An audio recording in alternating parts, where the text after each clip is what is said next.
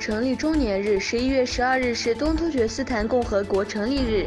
近代历史，东突厥斯坦人建立了2个共和国。1933年11月12日，在喀什成立的东突厥斯坦伊斯兰共和国，成立后不久就被迫退出历史舞台。1944年11月12日，东突厥斯坦共和国在伊宁宣布成立。由于东突厥斯坦的建立，世界许多地区组织了纪念之夜，主要是在瑞士、伊斯坦布尔和法国，热烈庆祝东突厥斯坦共和国成立周年日。土耳其为4国提供签证便利。土耳其对4个国家的公民提供签证便利。关于对叙利亚、哈萨克斯坦、乌兹别克斯坦和塔吉克斯坦4国公民提供签证便利的总统决定已在官方公报上公布。根据新决定，上述4国公共护照持有人免签逗留时间从原来的30天延长至90天，180天内的停留时间不超过90天。普京对美国的新举动，去巴黎参加第1次世界大战结束100周年日庆祝活动的俄罗斯总统普京接受今日俄罗斯法语部的采访。普京说，欧洲是一个强大的经济形态和联盟，因此成员国在国防和安全方面保持独立和主权的愿望是很自然的。我认为这是多边世界的积极发展。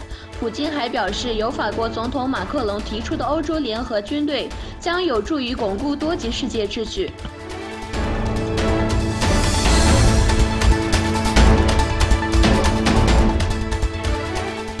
巴黎和论坛主要议程也是也门。在巴黎举行的和平论坛发表讲话的德国总理默克尔说，也门正在经历世界上最严重的人道主义灾难。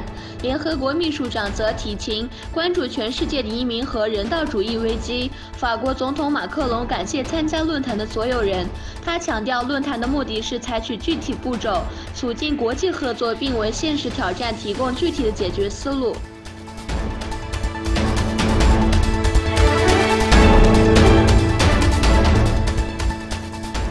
德国暗杀阴谋。德国联邦刑事调查部门发现了一个德国军方计划政治暗杀的阴谋。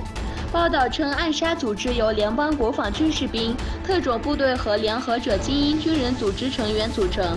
这些阴谋家们确信德国法治崩溃不可避免，准备了一个所谓的计划。他们会在某个地点把其反感的政治人物聚拢在一起，目的是将他们消灭。